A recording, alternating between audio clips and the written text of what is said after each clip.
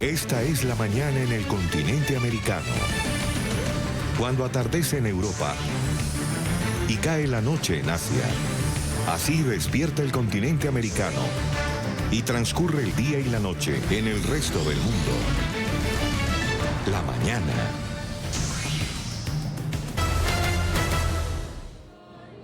Cerca de 80% de los sacerdotes que abandonan la Iglesia Católica lo hace porque tiene hijos. Así lo reveló un informe del Vaticano. Es la primera vez que la Santa Sede da a conocer esta cifra. El cardenal Beniamino Stella, prefecto de la Congregación del Clero, señaló que 8 de cada 10 curas hacen la llamada solicitud de la dispensa. Según también dijo, se concede de manera inmediata, pues se fundamenta en el principio de que los clérigos deben cumplir con su rol de padre. El texto se produjo en respuesta a un artículo del diario The New York Times que aseguraba que Roma ocultaba las medidas que se tomen en estos casos y que el asunto es un tema tabú.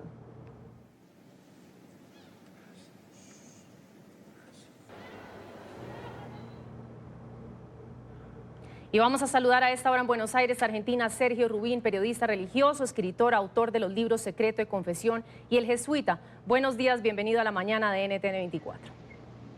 Muy buenos días, Natalia. Gusto en estar en contacto con ustedes.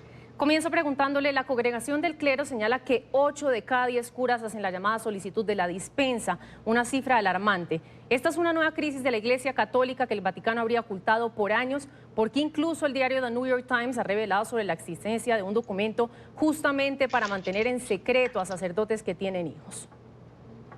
Sí, efectivamente, digamos, siguiendo la línea tradicional y yo creo que completamente equivocada, como se vio en el caso de los abusos, que fue directamente un horror, esto de tapar las cuestiones, siempre se mantuvo con mucha discreción el tema de los sacerdotes que tienen hijos, aunque se sabía, los que seguimos estos temas, sabíamos que el tema de estar con una mujer o de dejar embarazada a una mujer era la principal causa para abandonar el ejercicio del ministerio sacerdotal, para pedir lo que se dice la dispensa, el permiso entonces para dejar de ejercer el ministerio sacerdotal. Era la principal causa. Lo que no estaba tan claro, por lo menos para los que seguimos esto, eran las cifras que se barajaban, ¿no es cierto? Bueno, el prefecto de la Congregación para el Clero del Vaticano ha dicho que en los pedidos de dispensa, de exhibición del ejercicio del ministerio sacerdotal, esa cifra, como usted bien dice, llega al 80%. O sea, el 80% de los que piden la dispensa es porque tienen hijos. Ahora bien, hace falta hacer una aclaración importante. No quiere decir que todos hayan concebido los hijos siendo sacerdotes. Esta es una aclaración importante que hizo el Vaticano, sino que en algunos casos ya habían abandonado el sacerdocio, de hecho, sin tener la dispensa, la autorización de Roma, y habían estado con una mujer, tenían una relación, una pareja, lo que fuere, y habían concebido un hijo. El total, entonces, entre los que estaban ejerciendo el sacerdote y los que ya no lo ejercían, llega al 80% de los casos. Señor Rubín, quiero preguntarle también sobre un tema de fondo y es el derecho también a formar una familia. La prohibición a ello, digamos que podría decirse que puede ser un punto de partida no solo para que dentro de la institución se guarde tanto secreto alrededor del tema, sino también un motivo para que casos de abusos a menores estén ocurriendo con tanta frecuencia y a gran escala dentro de la Iglesia. Y a esto sumarle también si se debe o no continuar con el celibato. Bueno, la Iglesia en la reciente cumbre que hubo en el Vaticano contra los abusos ha sido muy categórica en decir que no, desde su perspectiva, no liga de ninguna manera el celibato con los abusos, porque los abusos son el producto de una perversión, ¿no es cierto?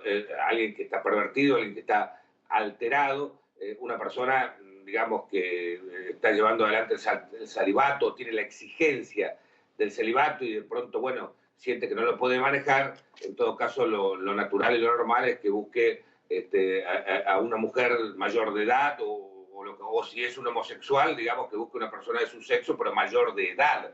No meterse con un menor, con un chiquito, una cuestión de esas. Es una perversión. Este es el argumento que utiliza el Vaticano para desacreditar, es decir, no establecer una relación entre celibato y abusos. Obviamente es un tema muy polémico. El Papa Francisco, siguiendo la línea de los predecesores anteriores, es muy enfático, sigue insistiendo en la exigencia del celibato, que es una norma disciplinaria dentro de la Iglesia. No parece, Natalia, seamos muy claros en esto, no parece en lo inmediato, ni siquiera en el mediano plazo, que la Iglesia vaya a reconsiderar el celibato, ni siquiera, digamos, por toda esta catarata de denuncias que se han conocido, algunas bastante antiguas, de los casos, como usted señala, de abusos cometidos por sacerdotes contra menores. Bien, y le hago una última pregunta. La solicitud debe ser enviada por el sacerdote involucrado, pero ¿qué medidas toma la Iglesia si el clérigo no solicita la dispensa? ¿Existe alguna ley eclesiástica que tome medidas contundentes en estos casos o no? Bueno, se están estudiando maneras, decía el cardenal Estela, justamente cuando enfrentaba en estos días este tema a partir de ese artículo de New York Times que puso sobre el tapete la cuestión. Se está tratando de que el trámite sea lo más rápido posible. Obviamente, digamos, si hay, digamos, ha violado, digamos, el celibato y tiene un hijo y se resiste a renunciar o a pedir, para ser más precisos, la dispensa, se le puede iniciar un juicio canónico y que implica, digamos, su separación, la suspensión en el ejercicio del ministerio, ¿no es cierto? Eso puede ocurrir. Hay un debate interno en la Iglesia. Hay algunos que dicen que si ya entregó el chico a una familia hechiderecha o le da una ayuda económica a la madre, si eso está encaminado, no necesariamente debería dejar el ejercicio del sacerdocio. Pero la posición de este Papa Francisco, y yo me atrevería a decir de la mayoría hoy en la Iglesia, es que el sacerdote que tiene un hijo realmente pida la dispensa y se aboque completamente al ejercicio de la paternidad, asuma la responsabilidad de la paternidad, no solo en el aspecto económico, sino también y fundamentalmente, en primer lugar, a la contención, el afecto, el acompañamiento, todo lo que eso indica. Esto es hoy por hoy el temperamento dominante en la Iglesia, que pida la dispensa, y si no la pide siempre está la posibilidad entonces del juicio canónico. Conversábamos con Sergio Rubín, periodista religioso, escritor y biógrafo argentino. Muchas gracias por acompañarnos aquí en la mañana de NTN 24. Buen día. Buen día, Natalia, gracias.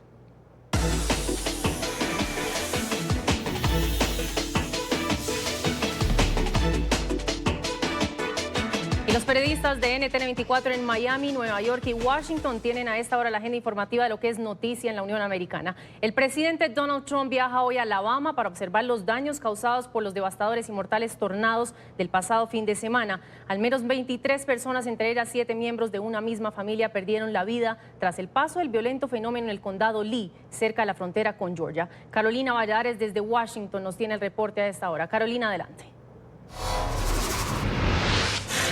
¿Qué tal? Buenos días. Será a las 11:35 horas de esta mañana de este viernes cuando Donald Trump ponga pies en Alabama, en concreto en ese condado de Lee, la zona devastada por el paso de esos 10 tornados que dejaron un terrorífico saldo de 23 personas muertas, cerca de 60 heridos y entre los fallecidos numerosos niños. El plan del presidente Trump es visitar la zona devastada, ver los efectos del tornado y también las tareas de recuperación. Recordar que el gobernador de Alabama, hablamos de Kay Ivey, él ha llegado a un acuerdo con la agencia FEMA, que es la Agencia Federal de Gestión de Desastres, para poder cuanto antes intentar minimizar esos daños causados por el tornado.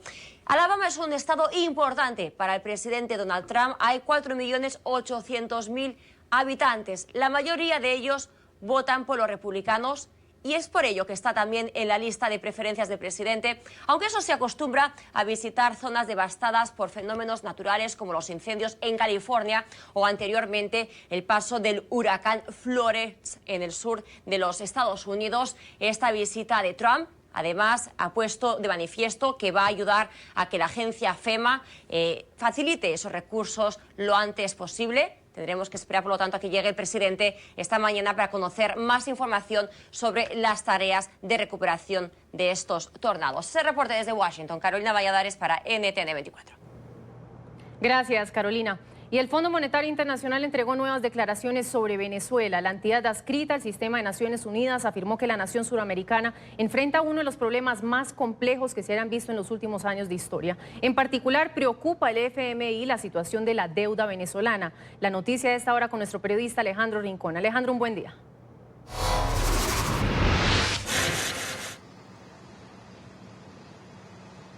Hola, feliz viernes para todos. El pulso por el poder en Venezuela sigue trasladándose a otras entidades a nivel internacional. En las últimas horas, el Fondo Monetario Internacional volvió a ser preguntado sobre la posibilidad o no de que adhiera a más organismos internacionales que han expresado su respaldo a una transición política en territorio venezolano y a Juan Guaidó como presidente interino de la nación suramericana. En este contexto fue que trascendieron esas nuevas declaraciones en respuesta a esta posibilidad por una parte y por otra una nueva perspectiva sobre la preocupante situación de la economía venezolana y en particular de su deuda.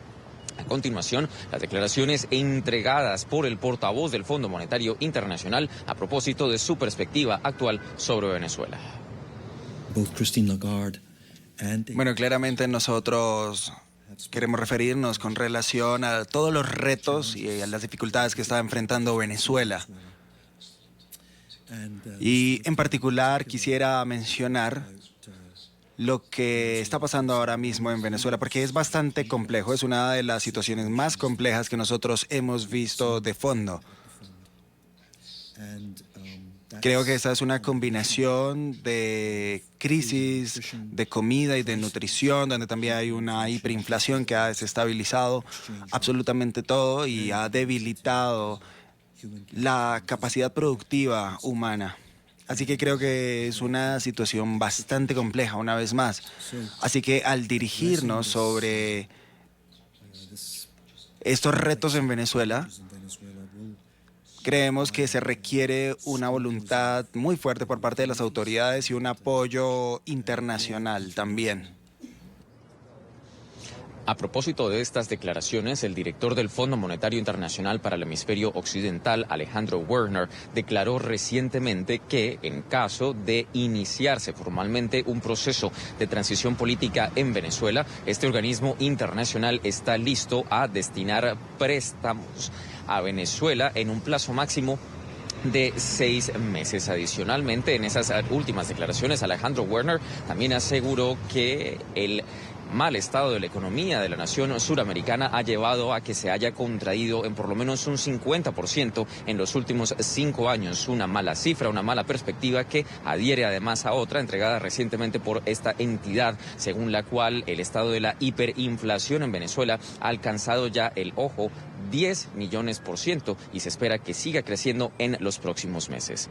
Es todo lo que tenemos para ustedes por ahora y no me despido sin antes, por supuesto, desearles un feliz Día de la Mujer. Regreso con ustedes al estudio. Muchas gracias, Alejandro, por su reporte. Y ya avanzamos con otras noticias. Un tiroteo se produjo a plena luz del día en Miami. El pistolero comenzó a disparar dentro de las instalaciones de un motel, hiriendo al administrador de este lugar. La noticia a esta hora con Paola Serna. Paola, adelante.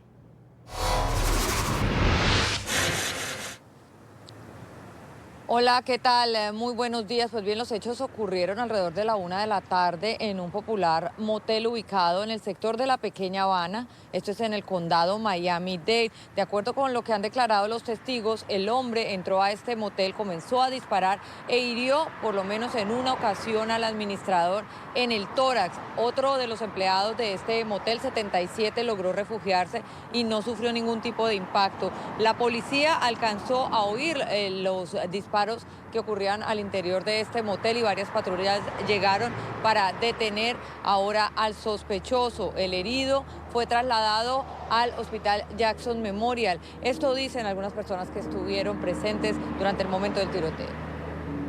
Mi amigo, yo lo atendí hasta más, le puse un pañuelo en la herida, donde le dio el balazo. Tenía 2 salidas aquí, uno aquí y uno aquí. Me dijo, no puedo respirar. Entonces respiraba con dificultad, porque tenía 2 huecos, imagínate, un hueco aquí y un hueco aquí.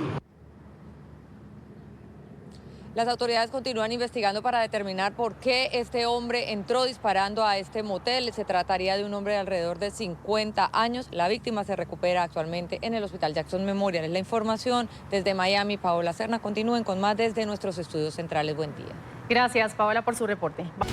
Avanza la mañana y también avanza la agenda informativa de las Américas. Vamos con lo que es noticia a esta hora. Polémica en el Pleno del Senado mexicano. La congresista por el Movimiento Regeneración Nacional, Lili Telles, protagonizó un curioso episodio cuando reclamó a sus compañeros del Movimiento Ciudadano que dejaran en su asiento un pañuelo verde. Representantes del movimiento que apoyan la legislación del aborto. La senadora estalló en cólera al ver la prenda, por la que tomó el micrófono y empezó a reclamar ante todos los presentes, lo que consideró una falta de respeto. Telles, senadora por el estado de Sonora, aseguró que presentará un proyecto de ley para prohibir la interrupción del embarazo en cualquiera de los escenarios. Que yo sea una senadora con los mismos derechos que usted y su bancada, y venga esta mañana y me encuentre un trapo verde puesto aquí. Aquí están los medios de comunicación y toman fotos. Y poner un trapo verde en mi escaño, en un escaño que no es el suyo, Patricia Mercado, hace que otras mujeres y otros ciudadanos piensen que yo apoyo el aborto cuando estoy en contra. Yo les pido que así como yo no voy con ustedes a arrancarles el trapo verde del cuello, ustedes no vengan a imponerme un trapo verde que para mí significa la muerte a mi escaño. Y en Alemania un hombre fue sentenciado a cadena perpetua por envenenar sándwiches de sus colegas con mercurio, plomo y otras sustancias durante años. El ciudadano identificado como Klaus O. y de 57 años fue declarado culpable. Las víctimas sufrieron serios problemas de salud, incluso una persona entró en coma y padece un daño cerebral permanente.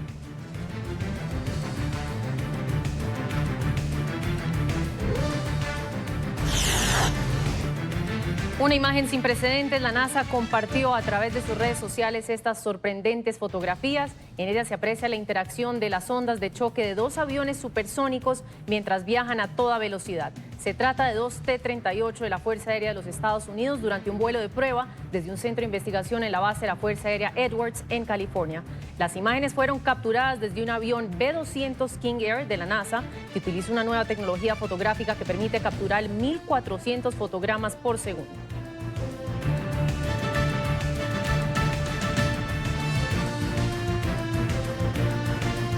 Y la cápsula no tripulada de SpaceX, Crew Dragon, regresó a Tierra el viernes después de una breve estadía en la Estación Espacial Internacional.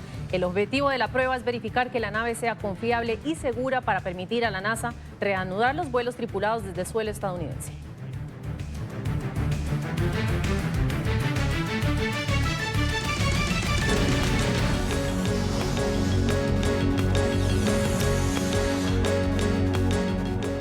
La noticia del día: 16 horas sin servicio eléctrico cumple Venezuela. La grave crisis humanitaria se suma al apagón que padece gran parte del país desde este jueves en la tarde. Una falla en la central hidroeléctrica Guri afecta a 15 de los 23 estados de la nación en los que fueron suspendidas las actividades escolares y laborales por orden del líder del régimen, Nicolás Maduro. Los servicios de metro en la capital y el sistema de ferrocarriles permanecen suspendidos desde las 4:56 de la tarde de ayer, por lo que miles han tenido que recorrer largas distancias caminando. Detractores del régimen aseguran que es una muestra más de la ineficiencia del madurismo. Señor Pedro, coméntenos sobre esta situación. Ya son más de 12 horas sin luz en Venezuela. No, absurdo, totalmente absurdo. Y el blackout informático que hay es increíble. O sea, no se puede ni siquiera enterar, no hay ni siquiera respuestas oficiales de absolutamente nada. Ahora, hasta hoy el gobierno o de alguna manera la llamada revolución ha dicho que supuestamente es un sabotaje. ¿Usted cree en un sabotaje? No. Eso ya eso se cae de Maduro. Esto es absurdo.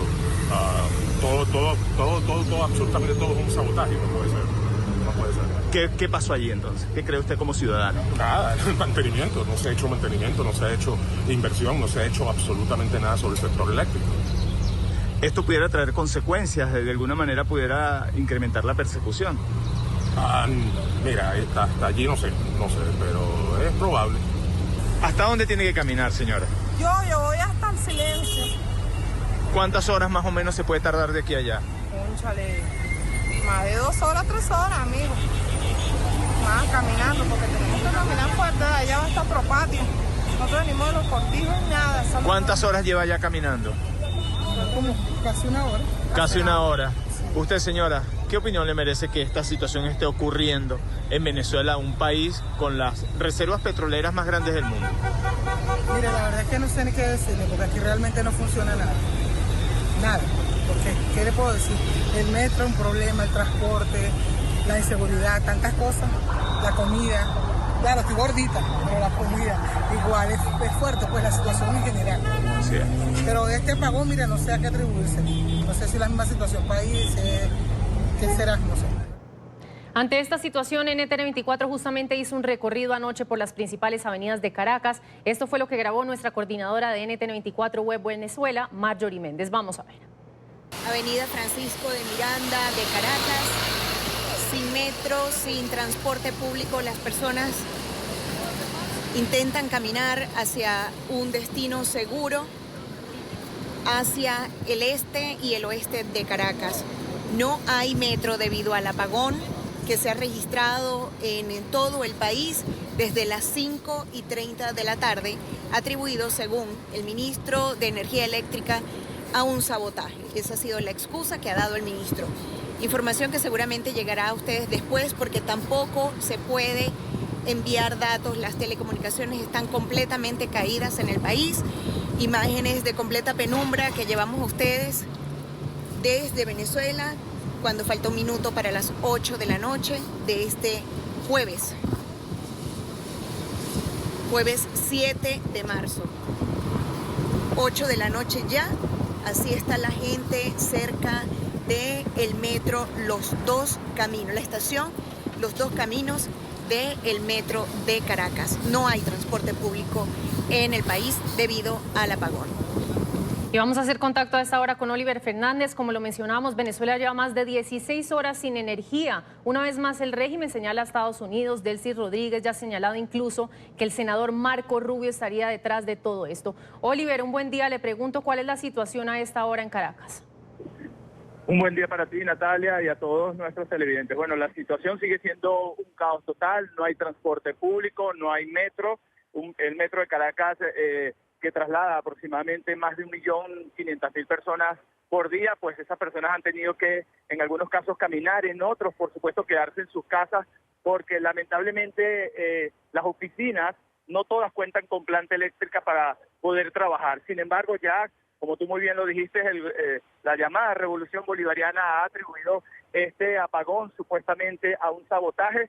Sin embargo, nosotros hemos podido recoger las impresiones de los ciudadanos, quienes han dicho que desde hace 20 años hay una desinversión importante en lo que ha sido el Servicio Eléctrico Nacional, y eso sería entonces la causa de lo que está ocurriendo en Venezuela. Tampoco hay señal telefónica, es intermitente, es decir, las 3 compañías más importantes de telefonía celular, es intermitente, están prácticamente caídas. Es imposible enviar datos, videos, fotos para poder mostrar la situación tal cual y como está ocurriendo, porque lamentablemente eso ha afectado todas las telefonías en Venezuela. También vale destacar que nosotros hicimos un recorrido hasta aproximadamente altas horas de la noche, hasta las 11 de la noche, y gente que tuvo que caminar hasta 5 horas para poder llegar a sus hogares, es decir, largas distancias, 15, 20 kilómetros a pie, porque lamentablemente, acecha también la inseguridad, y esto no tuvieron otra alternativa que caminar, arriesgando incluso hasta sus vidas.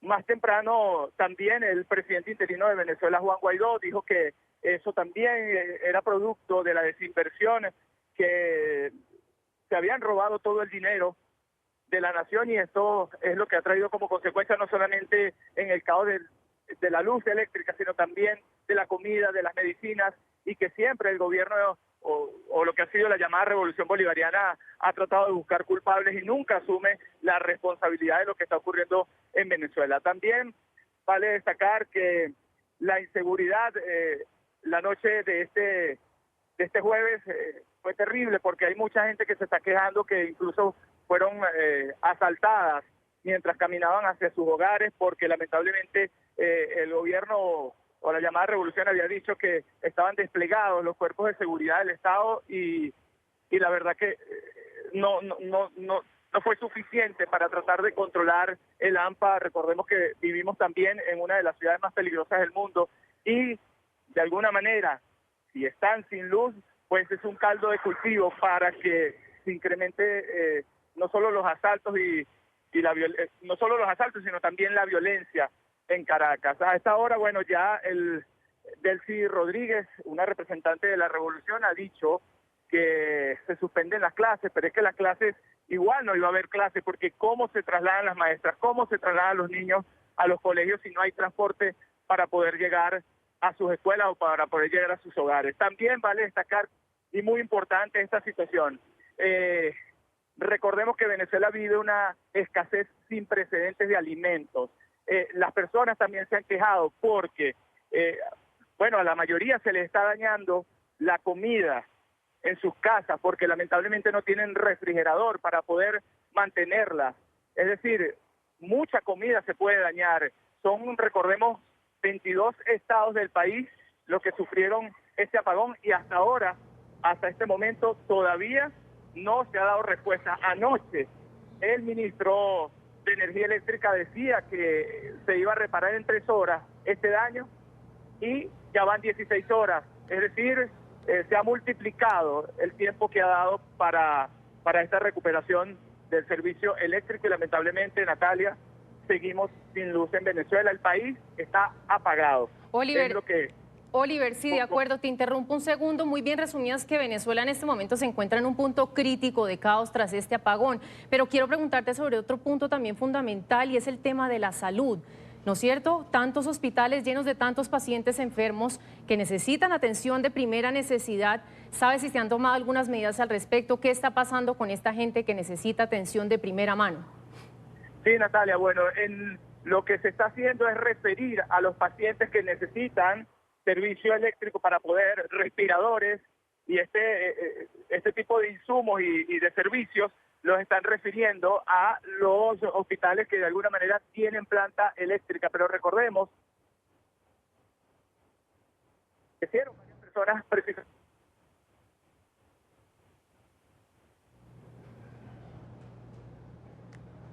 Se nos corta la comunicación con Oliver Fernández. Esperamos poder retomar la comunicación más adelante con Oliver. Oliver, ¿nos escuchas? ¿Oliver?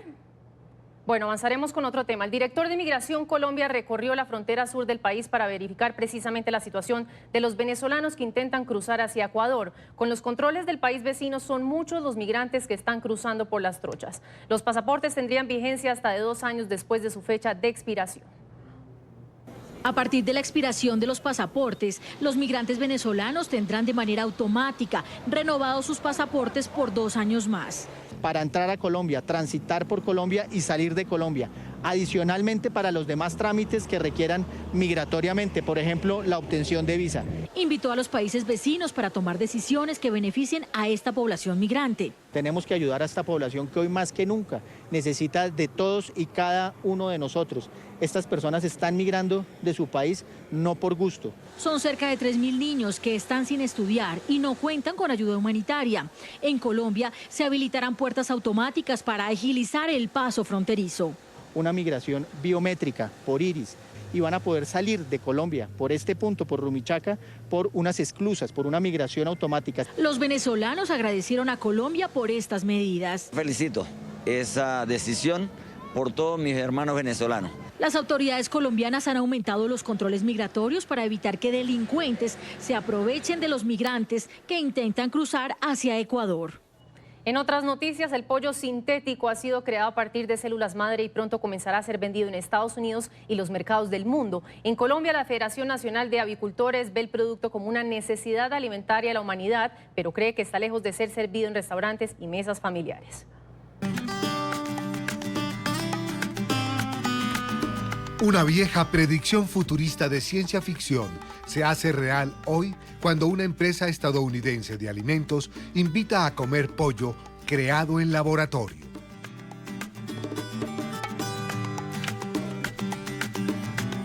Los filetes, nuggets y cuadrados fueron conseguidos a partir de células de la pluma de una de estas aves y su sabor es idéntico y hasta más perceptible que el de un exquisito pernil de un pollo de sacrificio. y tienen que probar que eso no va a tener consecuencias en las personas. Porque recordemos que hoy el pollo, el huevo, digamos, son proteínas las cuales vienen directamente de los animales y lo que se ha hecho es mejorar la productividad de esos animales a partir de cruces genéticos. Sin el menor pudor la llaman carne cultivada, carne sintética y también carne in vitro. Son perfectamente abiertos al catalogarla como carne cultivada en laboratorio y los más osados la promueven como carne limpia. Como solución para cubrir las carencias nutricionales que tiene la población de extrema pobreza es una gran oportunidad, pero considero que primero hay que cuidar los aspectos y procesos tecnológicos que permitan lograr una carne in vitro de óptima calidad.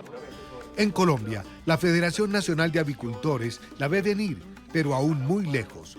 No obstante, piensa que se trata de un esfuerzo que antes que robarse el mercado mundial del producto más consumido en el planeta, lo que intenta es responder a la preocupante y gigantesca demanda alimentaria que ya exige la humanidad. Eso es un avance que se ha venido desarrollando en Estados Unidos por la misma necesidad que tiene la humanidad y que tenemos de alimentar ahorita 7 billones de personas y en el 2050 a casi 10 billones de personas. Los productores estadounidenses de pollo en laboratorio aspiran a vender su producto ya, es decir, en 2019. En Colombia, sin embargo, creemos que esto sencillamente es imposible. En Colombia no. En Colombia lo que están haciendo son las casas de genética trayendo, digamos, las mejores razas que pongan huevos de forma adecuada, que pongan más cantidad de huevos. Por ser un tema que apenas aparece, pese a estar en el imaginario de la gente desde 1931, cuando Winston Churchill predijo que nuestra raza haría piezas de pollo por separado. El revuelo apenas comienza, pero que habrá debate acalorado, podemos darlo por sentado. Creo que el reto es que ese producto de laboratorio nos dé los nutrientes y los aportes nutricionales que nos da hoy la carne tradicional. Ahora las predicciones futuristas irán en otro sentido. Lo probable es que el ave que hoy matamos, cuyo cuerpo dorado, brillante y provocativo gira en el carrusel del asadero, pronto sea un cruel delirio gastronómico del pasado. Revisa lo que es noticia a esta hora.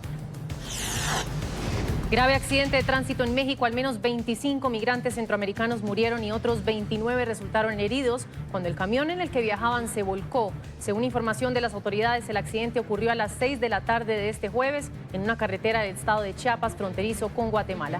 La fiscalía señaló que el vehículo no tenía matrículas vigentes y transportaba a las personas en la caja abierta de la parte trasera. Por ahora no se ha identificado a ninguna de las víctimas mortales.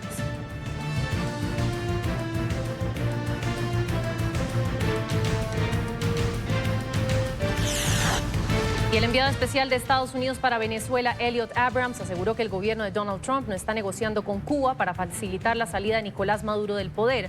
Así lo informó el funcionario de la Casa Blanca durante una audiencia en el Comité de Exteriores del Senado. Durante la sesión, Abrams también descartó que se haya considerado cualquier tipo de intervención militar en territorio venezolano.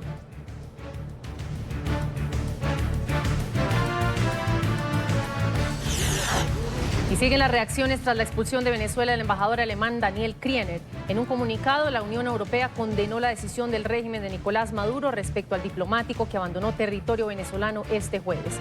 La misiva, firmada por la alta representante para la Unión Europea, Federica Mogherini, además expresa solidaridad con el gobierno alemán. Kriener fue llamado a consultas por el ministro de Relaciones Exteriores alemán.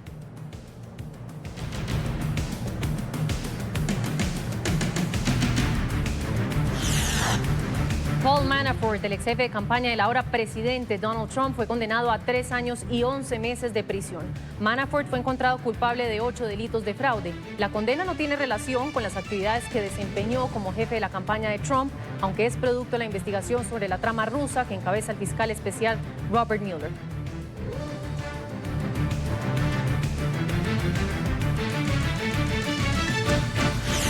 Estados Unidos considera instalaciones militares para alojar a migrantes indocumentados. El Pentágono informó que el Departamento de Salud y Servicios Sociales solicitó que identifique algunas de sus establecimientos que cumpla con las condiciones para alojar, en caso de ser necesario, a 5.000 menores migrantes hasta el próximo 30 de septiembre. Según el documento, los niños, en su mayoría de origen centroamericano, han ingresado a la Unión Americana sin compañía de un adulto y sin documentos.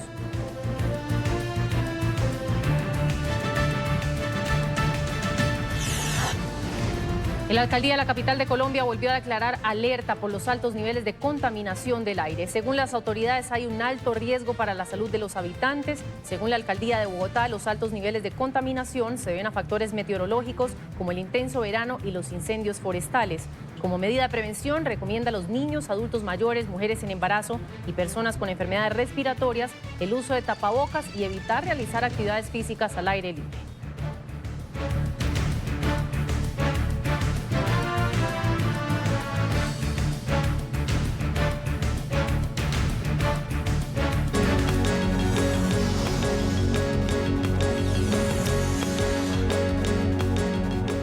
Y atención, sigue siendo crítica la situación a esta hora en Caracas y otras ciudades que cumplen más de 16 horas sin energía eléctrica. Así se veían las calles esta madrugada. El extenso apagón afecta a 15 estados de los 23 del país tras una falla en la central hidroeléctrica Guri, la principal de la nación suramericana. La interrupción del servicio impacta a esta hora la telefonía y las líneas del metro de Caracas. El madurismo argumenta que se trató de un acto de sabotaje organizado por la oposición y el imperialismo. Por el apagón, el régimen suspendió hoy las clases y las jornadas laborales, tanto en el sector público como privado. Según la vicepresidenta del régimen, Delcy Rodríguez, el ataque que sufrió la central eléctrica dio como resultado una grave perturbación al sistema de energía que aún no ha podido ser restablecido. Detractores del régimen aseguran que es una muestra más de la ineficiencia del madurismo. Aquí pasa mucho que cuando se va la luz, la delincuencia aprovecha. O sea, la delincuencia no funciona en la vía pública, no funciona. Hay gente en la calle, las autoridades tampoco están presentes, por así decirlo. Entonces, uno anda como con cuidado, tratando de resguardarse y bueno, de llegar para su casa. Ninguno de los canales dan información al respecto. No sabemos noticias de nada. Estábamos comprando en un supermercado y nos mandaron a desalojar porque los empleados también están con problemas allí. O sea, el país prácticamente está vuelto un desastre. Y vemos imágenes de las calles de la capital de Venezuela. Ante la falta de transporte, decenas de personas han tenido que caminar por las principales avenidas de Caracas. Se estima que el metro de la ciudad, que a esta hora está fuera de servicio, moviliza diariamente a 3 millones de personas. Los cortes de energía eléctrica se han vuelto frecuentes en Venezuela, que enfrenta hoy 5 años de recesión con hiperinflación y deterioro en la calidad de los servicios públicos.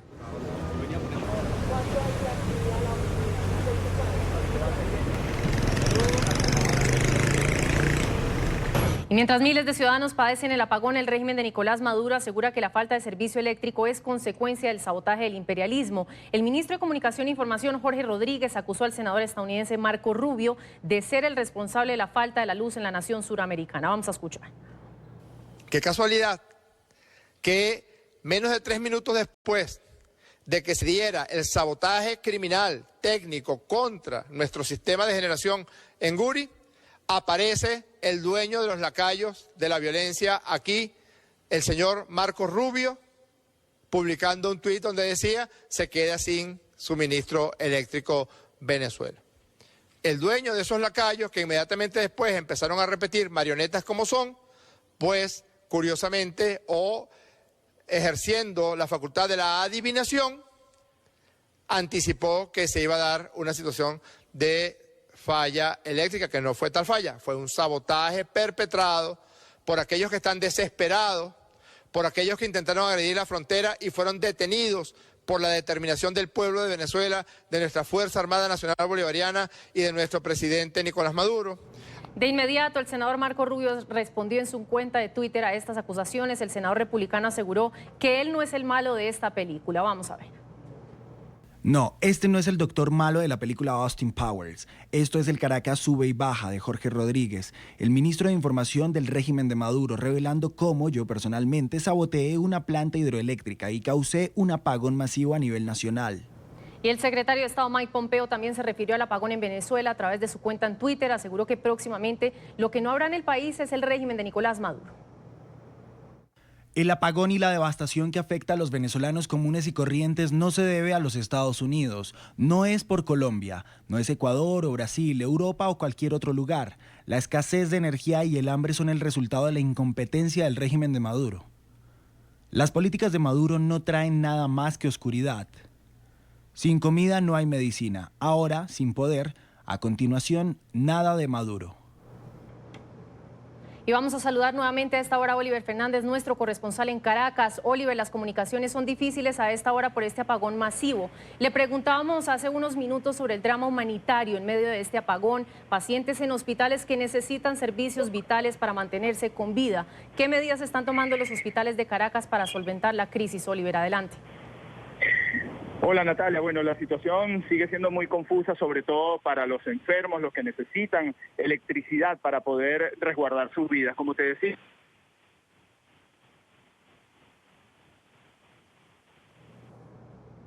Bueno, estas son las imágenes que veíamos del apagón en Venezuela. Oliver, nuestro corresponsal en Caracas, nos comentaba que precisamente por este apagón las comunicaciones a esta hora son bastante difíciles. Oliver, ¿me escucha?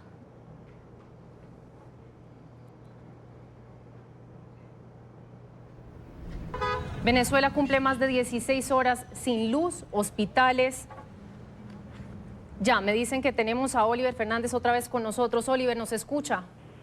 Sí, Natalia, te escucho. Bueno, las comunicaciones terribles. Lamentablemente las llamadas se caen, las operadoras de las telefónicas más importantes no están trabajando. Y bueno, retomando un poco lo de los hospitales, es grave la situación en los hospitales porque recordemos que más allá de la crisis que le hemos llevado nosotros durante todos estos años, ahora se le suma no solamente la falta de insumos y medicamentos, sino también la falta de electricidad. Esto es grave para los hospitales, sobre todo porque recordemos que son muy pocos los que cuentan con una planta eléctrica para poder atender a los enfermos. También vale destacar que hay muy poca información, Natalia, en el canal del Estado. Lamentablemente, bueno, nos hemos quedado con esa información que dio Delcy Rodríguez, también con la información que dio su hermano Jorge Rodríguez, que se trataba de un sabotaje, pero de allí en adelante no han dicho en cuánto tiempo van a reparar este daño que lamentablemente, por supuesto, va a traer muchas pérdidas en lo económico, lo social, evidentemente en la comida. La gente está muy preocupada, sobre todo también por la comida, pero más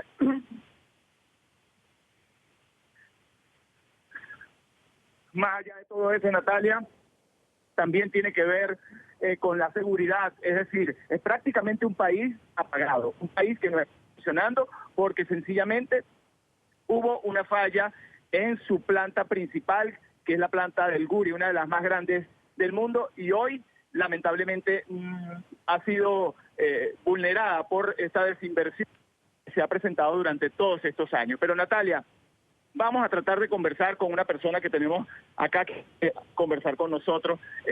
Señor, coméntenos de qué manera está afectando esto al pueblo venezolano. Bueno, que no está afectando solamente una falla eléctrica. Tenemos 20 años que nos está dando un gobierno que quiere acabar con este país, que poco a poco nos están matando, y eso queremos denunciarlo a la comunidad internacional. Nos están matando a los venezolanos poco a poco. Por favor, tenemos que hacer algo a nivel internacional. Hoy en día el tema eléctrico nos está llevando a la crisis absoluta. Como se dice, están apagando al país, están apagando a los venezolanos y tenemos que salir de esta crisis. El gobierno ha hecho caso omiso, no hay información de ningún tipo en los canales de televisión ni en las radios, no sabemos absolutamente nada. Muchísimas gracias. Bueno, parte de las impresiones, Natalia, de una de las personas que nos acabamos de encontrar acá en una de las avenidas de Caracas, la gente muy preocupada por lo que está ocurriendo, los hospitales, la seguridad, el empleo, las escuelas, todo está paralizado en Venezuela a esta hora, ya son 16 horas. Este apagón ocurrió a las 4:50 de la tarde, la hora pico, como se dice, donde las personas tuvieron que caminar por varias horas para poder llegar a sus hogares y evidentemente muchos incluso fueron víctimas. La oscuridad es un caldo de cultivo para que se incremente, la inseguridad en la calle. El gobierno ha dicho también que está desplegado los cuerpos de seguridad del Estado en la calle supuestamente, pero bueno, nosotros en el recorrido que hemos hecho no hemos visto hasta ahora ni siquiera una alcabala de los cuerpos de seguridad del Estado para tratar de alguna manera, de ayudar a las personas que están tratando de llegar a algún sitio, a su casa, a su trabajo, si es que tienen planta eléctrica para poder trabajar, porque la mayoría de las calles de Venezuela están solas, Natalia.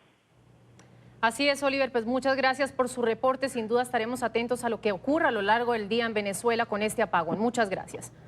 Y avanzamos con otro de los temas del día. Un activista afroamericano es el nuevo líder del Movimiento Nacional Socialista, uno de los mayores grupos neonazis de Estados Unidos. James Stern preside ahora la organización antisemita y racista. A principios de este año reemplazó a Jeff Shep, quien era reconocido por sus radicales discursos y por sus esfuerzos para tener un país solo para blancos. Sin embargo, otros parecen ser los objetivos de este nuevo director del grupo, quien hasta el momento ha dado pasos firmes para reformarlo. Por ejemplo, presentó una demanda civil contra el movimiento por conspirar para cometer actos de violencia durante una protesta en Charlottesville en el año 2017 que dejó un muerto. Su nombramiento sigue siendo un enigma, todavía no queda claro cómo es posible que este activista haya llegado a la cabeza de un grupo de supremacistas blancos y lo tilden de infiltrado.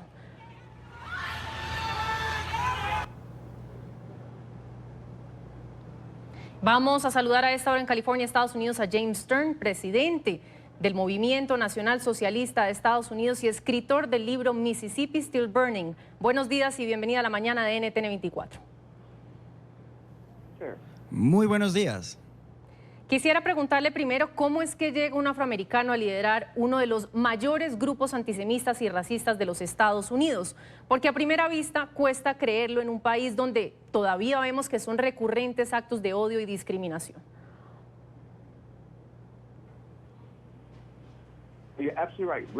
Absolutamente correcto. Bueno, claramente hay un hecho de discriminación que es real y me convertí en líder de esta organización y para mí creo que seré el último líder de esta organización porque claramente vi una serie de hechos con los que no estaba de acuerdo.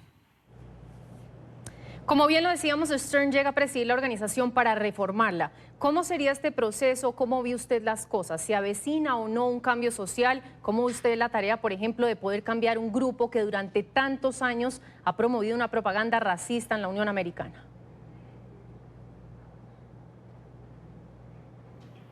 Bueno, nosotros vamos a cambiarlo y vamos a cambiarlo para que esto nunca vuelva a estar presente en los Estados Unidos, porque esto ha estado en los últimos 45 años, pero la forma en la que queremos hacerlo es simplemente eliminándolo, quitándole liderazgo a las personas que siempre han estado promoviendo las reglas, que han estado promoviendo a través de quizás una agenda racista y donde la gente ve esto, porque la verdad sobre el racismo es que nosotros estamos repitiendo el problema al permitir este tipo de organizaciones, por ejemplo.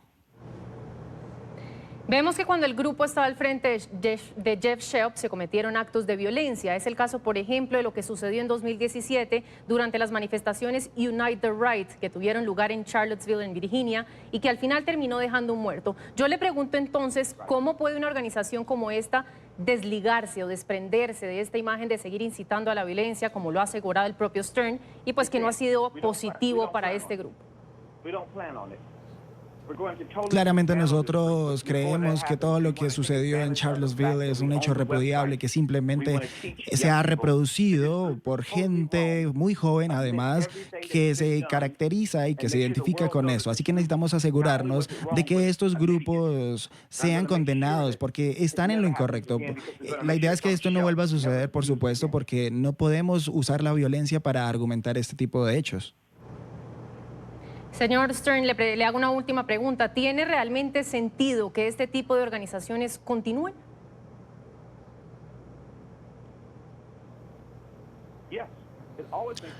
Sí, yo creo que el sentido de estas organizaciones en realidad tienen participación de forma democrática, por supuesto, pero claramente no podemos estar de acuerdo con las políticas, con los ideales, porque claramente, como ya lo dije, es un tema de discriminación directo y esto es una plataforma que claramente es un movimiento que no puede tener lugar en los Estados Unidos. En los últimos 45 años se ha visto y esto no puede volver a suceder de nuevo, simplemente no puede volver a suceder. Conversábamos con James Stern, presidente del Movimiento Nacional Socialista de Estados Unidos. Gracias por acompañarnos aquí en el programa La Mañana.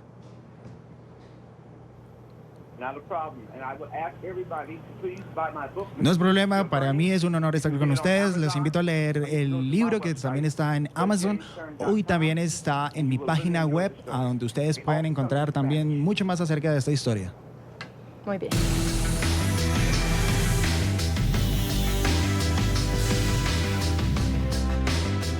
En España, miles de mujeres salen a las calles en el marco del Día Internacional de la Mujer. Los movimientos feministas han convocado varias manifestaciones en todo el país que comenzaron en la medianoche con una cacerolada y huelga feminista 24 horas de duración. La noticia a esta hora con nuestro periodista Marcelo Moncayo. Marcelo, adelante con su reporte. Hola, ¿qué tal? Un cordial saludo para todos ustedes en la mañana, amigos televidentes. Este día, España amaneció con una huelga feminista de 24 horas con motivo del Día Internacional de la Mujer. La jornada comenzó esta madrugada con la denominada cacerolada feminista en la tradicional Puerta del Sol, en el centro de la capital española. Durante todo este día, en toda España, se tienen previstas más de 1.500 manifestaciones en más de 500 ciudades, parecidas a las que se dio hace pocos minutos aquí en la Plaza de Lavapiés. Nosotros conversamos con algunas de las organizadoras de la huelga feminista que se vive en esta jornada y esto fue lo que nos dijeron. Lo primero que tenemos que decir es que esta jornada de huelga feminista ya está siendo un éxito. Podemos ver cómo a nivel estatal ha habido más de 1.300 convocatorias programadas para esta jornada de huelga. Además, hay cientos de mujeres, miles de mujeres en todo el estado, mucho más que el año pasado, involucrándose tanto en la organización de la huelga como en el seguimiento el día de hoy en las calles. Podemos ver en los barrios y pueblos de todas las ciudades como hay muchas más mujeres que el año pasado. Entonces, nosotras tenemos reivindicaciones tanto en el ámbito de las violencias, en el ámbito del antirracismo y las fronteras, porque no nos olvidemos, siempre nos olvidamos de las mujeres migrantes, que son las más castigadas de la sociedad española por ser mujeres y por ser migrantes. Unas reivindicaciones muy importantes en el ámbito de la economía y de los trabajos de cuidados que hacemos las mujeres, que son invisibles y están muy mal remunerados cuando se convierten en un trabajo laboral, como las empleadas de hogar.